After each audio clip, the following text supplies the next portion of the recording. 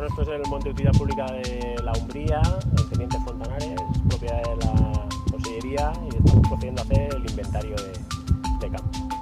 Está despejando lo que es la base del árbol para poder tomar la medida del diámetro a la altura normal, que es 1,30 a la altura del pecho. Se toman dos diámetros perpendiculares entre sí. Ahora están midiendo con el medidor de corteza la profundidad de la corteza del árbol. 23.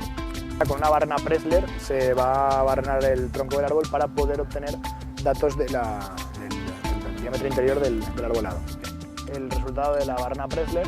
Vale, el árbol en este caso ha tenido 11 milímetros de crecimiento en los últimos 5 años, que es el dato que ahora se va a incorporar al estadillo para poderse, a través del barrenado Pressler, para poder obtener el crecimiento de ese árbol en los últimos 5 años. El inventario de campo forma parte del proyecto de ordenación de montes, es la fase previa que se tiene que llevar a cabo para la ordenación del monte, y el objetivo de la ordenación de este monte, igual que los otros 14 aparte de este que se están ordenando, es la obtención de biomasa. Tenemos que obtener los parámetros de las existencias actuales del monte, es decir, cuántos metros cúbicos de madera contienen estos montes en la actualidad, y luego calcular la posibilidad de estos montes para los próximos 20 años.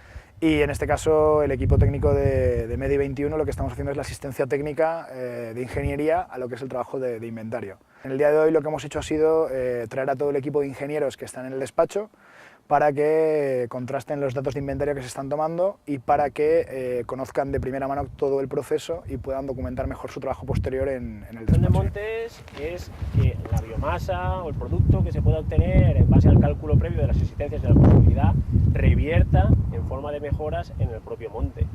Hay que destacar que la ordenación de montes, aparte de lo que es el rendimiento económico directo que genera debido a la obtención de energía a través de las leñas y de los productos forestales, tiene un fin social y aparte de todo también tiene una finalidad de carácter medioambiental, estrictamente medioambiental, que es por una parte asegurar la continuidad de las masas de una forma ordenada y sostenible, y aparte de todo genera una gran labor de prevención de incendios forestales, lo cual va a permitir que los futuros incendios forestales que se produzcan tengan menor virulencia y menor carga de combustible.